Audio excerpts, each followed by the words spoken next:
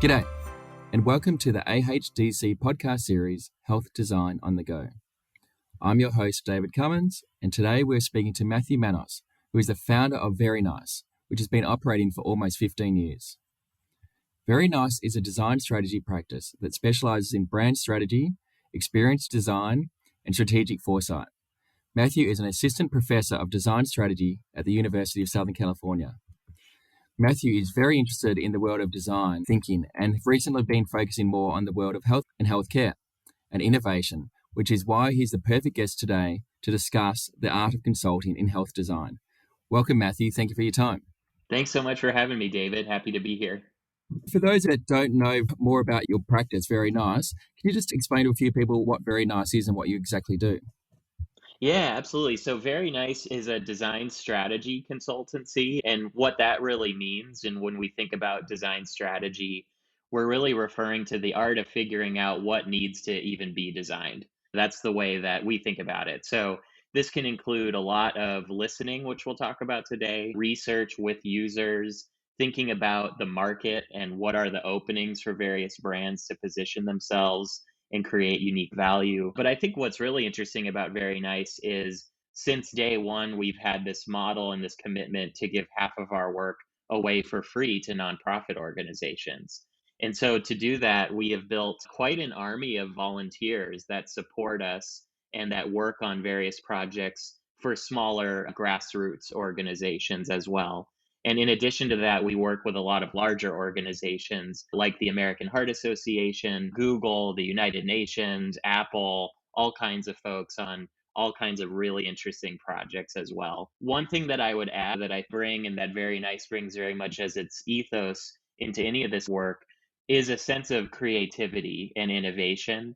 A lot of that stemming from the fact that we started as a graphic design practice, actually. So we did not start as a strategy firm at all and pivoted towards that about 4 years into the business. So, still fairly early in, we made that move. But I think that those creative roots really influence the way that we do our work and the way that we collaborate with our clients as well.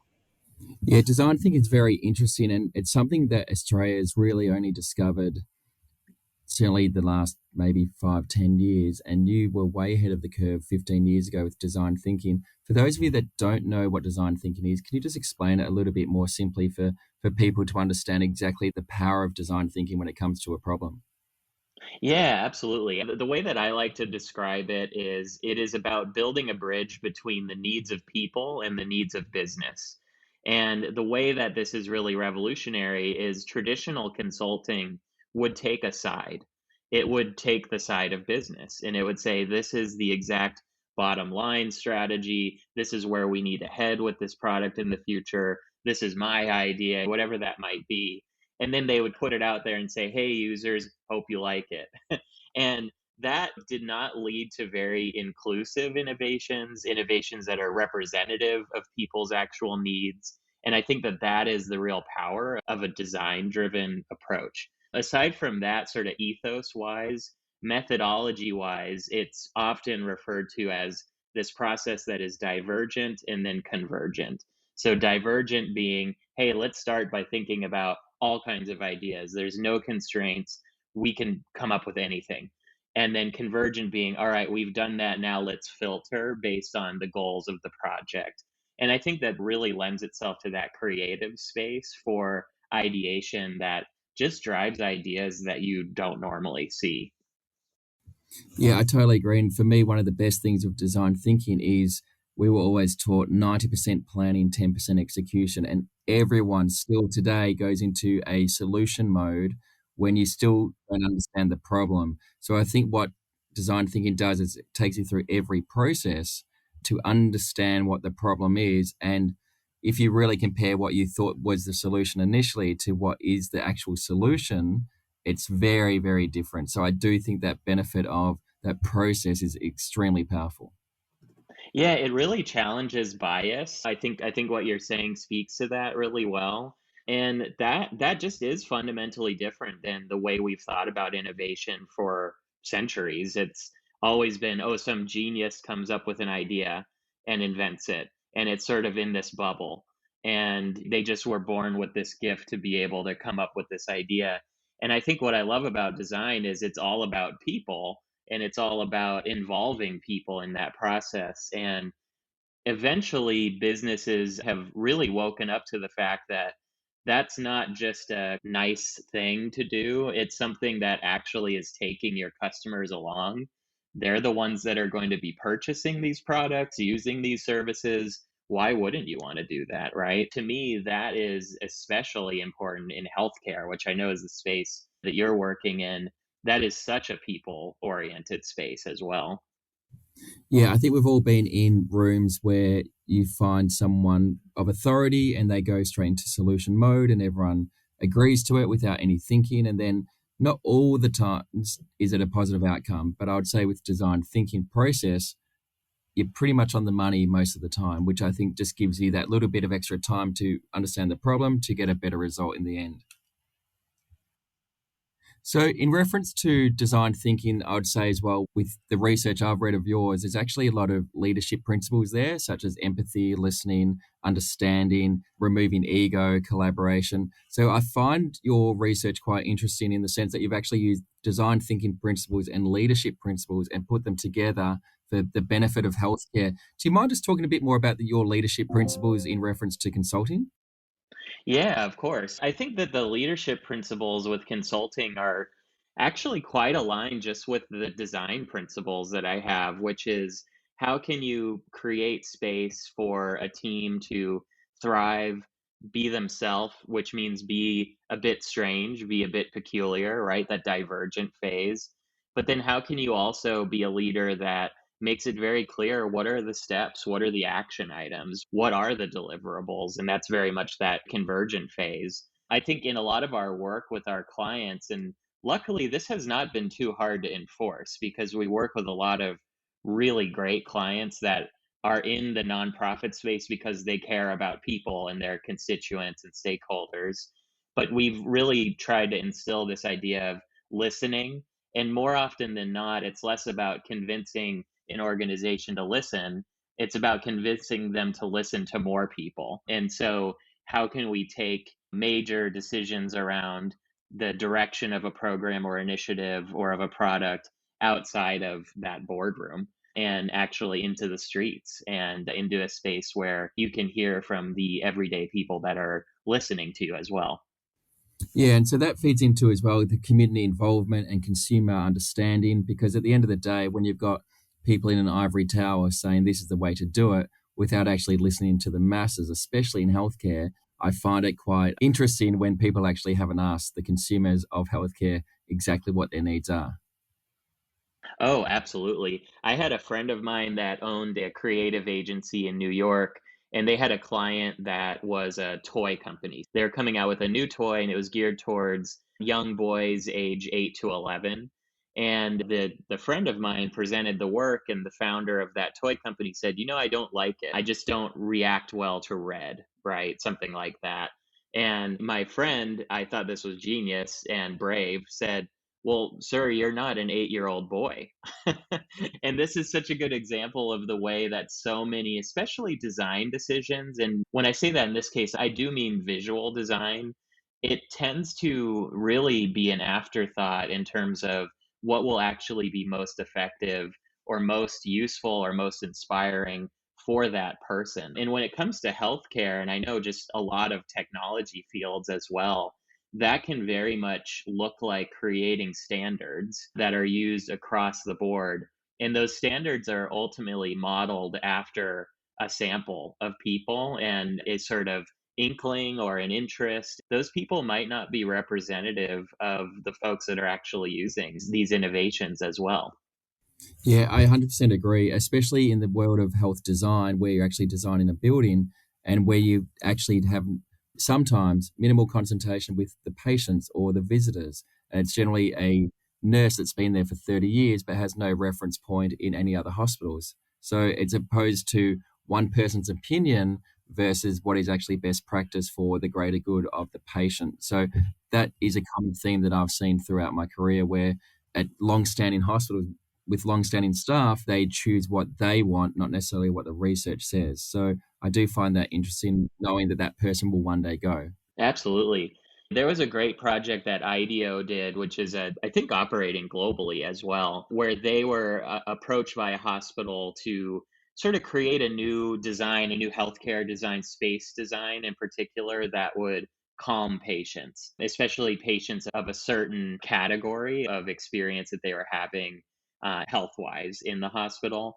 And really, all of the suggestions from the client was, could we maybe put up some plants or get a new mural or whatever that might be?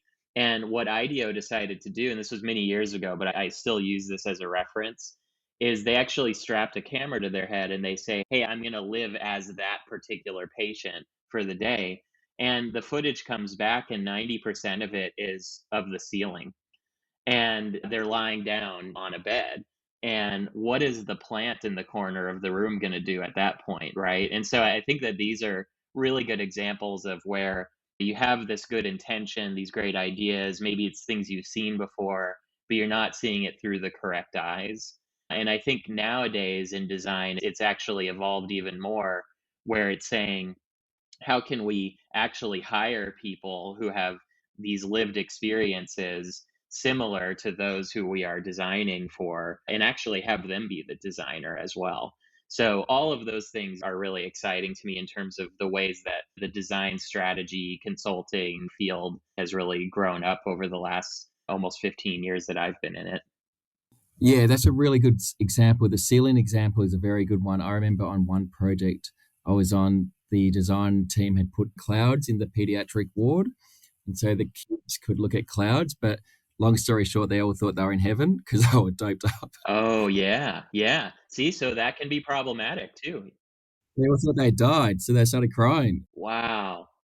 But they changed the clouds with Mickey Mouse and things like that because they honestly thought they had died. So Wow. it's a very interesting concept to have an adult design peds without discussions with the actual end users. So, Absolutely. yeah, so I think that's a really good example. A project I'd love to talk about, because there's a few projects that I've worked on that really circle this question of listening. Let's just call it co-design, being able to design with the communities that you're actually working within.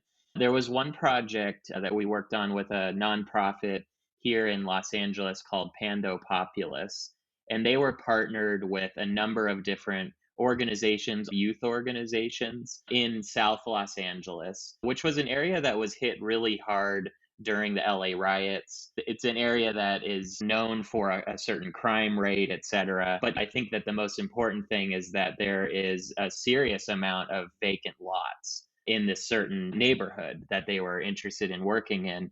And some of those local organizations wanted to be able to come together and improve those lots, actually put something there, activate those spaces. And so we were brought on to facilitate a workshop that involved community members, church members, members of different organizations in the process of imagining what could this space be. And so what that workshop looked like is actually people literally building models using Legos, using Play-Doh. This did not have to look fancy, just something that could actually help them communicate what they wanted to see in their own neighborhood. Because these nonprofits were based there, but not everybody involved in the decisions of what happens in these spaces will be local. You might have a developer come in and put up a giant apartment that nobody wants, or whatever it might be. And so I think that was a really good example for me, seeing the power of a more design oriented approach to even starting the process, and then watching how it can evolve from there, informed by that community. Some of that work also very much influenced by what we've done with the American Heart Association in building out a toolkit called exponential listening.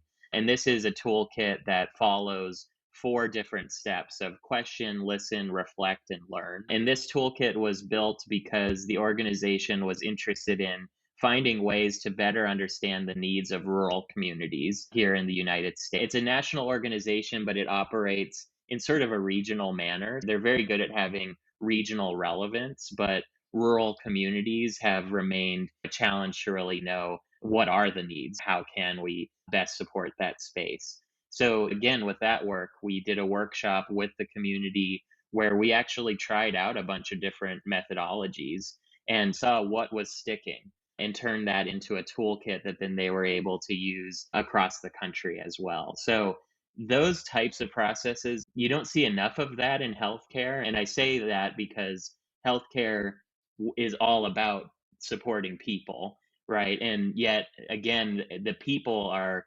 typically the last stop on where the ideas are coming from in really truly listening to those needs. Yeah, I always say build for the patient. Always imagine that that patient is your mother. And so if you're recruiting the builders and the design team and the consulting team to all remember that at one point that's your mother in that room, I find that's the unique selling point of healthcare versus commercial or industrial or aviation. So I always find that really important because people are at their most vulnerable. So you really have to keep that in mind that at one point in time, a loved one of yours will be in that room, so you have to really make sure. And for me, that's the driving passion and the best part about healthcare design and building. One of the biggest problems in Australia, I assume over in America as well, is a lot of our projects. We're rolling out about $30 billion worth of work in the east coast of Australia alone in the next few years. But it's generally a government promise. It's a state-based government promise that every state parliament government will be there for 4 years. So there's always this time criticality of we have to do it now. We have to win the next election. So they pretty much rush. And as I said before, it's 90% planning, 10% execution. How do we find that balance when you've got time wants it done now, and yet we've got limited time?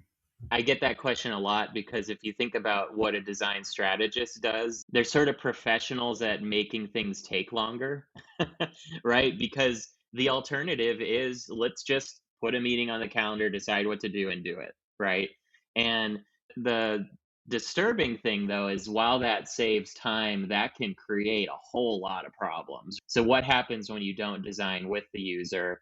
You might spend a bunch of money on something that nobody wants. It might be a very prescriptive solution, isn't inclusive, could be offensive. When you design with the user, I think that there's a lot of really obvious benefits. There's buy in. The process tends to be more documented, so it's very transparent as you go as well. But this question of duration still comes up a lot. And I think the thing that I would say to that is two things. One is silly, and I guess the other is serious. The silly thing is start sooner. I can't tell you how many projects are started and have such a fast turnaround time simply because there wasn't this ability to just start the work. There was all these conversations, all these meetings about the meetings, about the meetings, about starting the work. And all of that time could have been invested in just go out there and talk to people, right? So that's a little bit silly, but I think good advice 90% of the time, start earlier, right? I think the other advice that I would have is this doesn't have to take a long time, actually. Spending a week going into a community, having as many conversations as possible is something that you could do if that's all you have. This is a model that's scalable in terms of listening, in terms of co-designing. And sure, it could go on for months and it could have iterations and you could interview 100 people and you could do all of these things, but you also could just do a little bit, and that little bit goes a long way. I 100% agree with everything you've just said. At the end of the day, I think that also leads into the importance of expertise in your field and actually having the ability to communicate. So, what skills and tips do you have for leaders or chairs of a certain user group or a certain practice or a certain meeting to actually enhance their listening skills, noting that that's the importance of the question? It's a good question, and it's a big question because it's almost more of a behavior or mindset change in my mind. We've thought about that innovator as that sole innovator, that person that comes up with this idea. We live in this society where it's highly competitive. It's very much a get out of my way world, especially in the US, and I'm sure this happens in Australia as well, where the default of success isn't necessarily that person was super collaborative, right? That's not necessarily the default. I think that that's changing, but it's not the default of what the view of business success is. So, in some way, the answer to your question is we need to see a mindset shift, almost a movement where it's less about the individual role and it's more about that collaborative role, especially in these design environments. I think it honestly just starts there. I feel as well, sometimes I've been in meetings where everyone feels they have to talk because everyone feels they have an opinion, which is great, but then you have the chair overriding things because they feel that they are the authority. But I certainly, since my leadership training, really choose to listen a lot more and take a step back. Just because I'm not talking doesn't mean I'm not listening. And just because I'm not talking doesn't mean I'm not thinking. And I personally have changed my tact a lot. And I feel that two ears, one mouth, that's sort of the way it is. I'm taking in double the information when I'm just, as opposed to speaking. So I do find listening and relaxing and removing the ego and being more empathetic to those that I'm trying to help solve the problem is a way better form of communication than just going into solution mode. And that's really hard to do because I think a lot of the times, and it's funny because we're doing an interview right now, so I have to admit I am doing this right now. You're asking a question or you're talking, and halfway into it, I'm thinking, what am I going to say next? Right? That's what happens in these meetings. I think it is because the professional world is highly performative and it's very much around how will I show up? What will I say? To the point where people aren't truly listening versus if you're that quiet one in the room. And I actually tend to be that as well when I'm in a larger meeting. I tend to say something towards the end of the meeting. And for me, that's my way of trying to be a sponge for everything that's being said and trying to be a dot connector too and a synthesizer. And this gets me to another point or a bit of advice, both on design leadership, but also design work in general that I try to instill in my students or in any designers that I'm mentoring is a lot of times we see the designer as the creator of something, but I think we should shift to the designer as the facilitator of the creation. And that to me is a much more powerful role. Not powerful is not even the right word, just a more honest role of what we can do. We're thrown into professionally environments where we have to design for something that frankly doesn't affect us at all, right? Like we're often designing for others. That's by definition the field. So what we want or us as the creator can't matter less.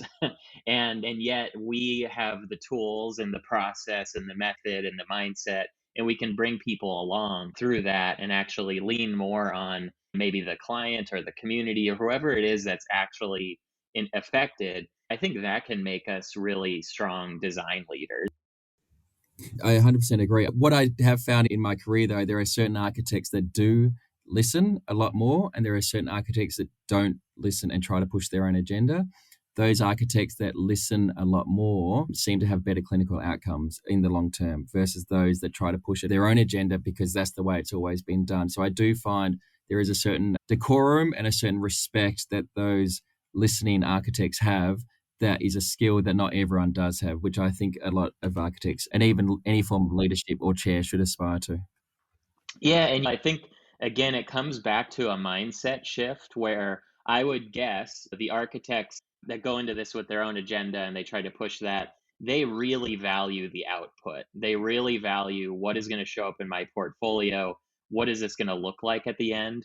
And then the ones that value the listening, right? They really value the process. And that is actually what defines them as a creative architect, not necessarily the work that they do. That's the designer that I've become, where I'm not in love with any end solution at all. I am in love with the process and the methodology. And I do think that that shift, it's not a shift that everyone has to make. We need beautiful things. We need people that really care about that output. But I do think that that shift has made me a better designer, actually, and at least a designer that is more of a listener in that process too. Yeah, and I think for me as well with design thinking and any form of design, the excitement comes in not knowing because there is a certain tipping point in design thinking, a certain tipping point in health design where, this makes sense because actually that last 10% is really bloody easy. Yeah, this color, it's this size, it's this need. But the problem is actually the journey, which I think as well a lot of people are starting to understand and enjoy with that collaborative approach where you actually have evidence to support your thinking and the outcome, where if you're challenged, you can actually support your arguments through research, through collaboration, through discussing the problem with the users. Absolutely. Completely agree. Yeah. So just before we finish up, what do you think are some of the take-home messages for people in the world of health design, people in the world of design, people who are actually designing these hospitals and creating a solution to a problem for patients in a hospital and the governments? Yeah, gosh, and that is such an exciting project to be working on. So anybody that's listening, what a cool opportunity that you have. Again, my view, my recommendation, especially if you are working to design a hospital and you're working to, let's just admit it, right? Create a space that people do not want to be in, right? Certainly there's cases where someone enters that space and they're having the worst day of their life, right? I think that that is such an important thing to remember when designing, and it should really drive the ethos home of we need to involve people, we need to listen to people. What is scaring people about hospitals? Is it that really bright light that reflects off of that really shiny floor that just doesn't feel like home? Is it the endless hallways? Is it the fact that every door looks the same and there's no person in that room? It's just a number in that room. I think that these are maybe existential questions a little bit, but questions that are important to think about. And you might have some of those answers because we're all people that engage with these spaces and that have relationships with these spaces. But your relationship might be different than the relationship of others. It will be different, right? So, for those that are listening that are in this space, I would really encourage you ask people, hey, what's your least favorite thing about a hospital? What is the thing about a hospital that's made you uncomfortable? Those are really important questions to ask. And then you can also ask questions like, what would your dream hospital look like? You can actually invite a few people at a park bench, who knows, draw up some plans together, right? That won't literally be what the hospital looks like, but you'll learn a lot from that. And I think that that will really inject sort of this design strategy, design thinking type of ethos into it all, and would just be really exciting to see.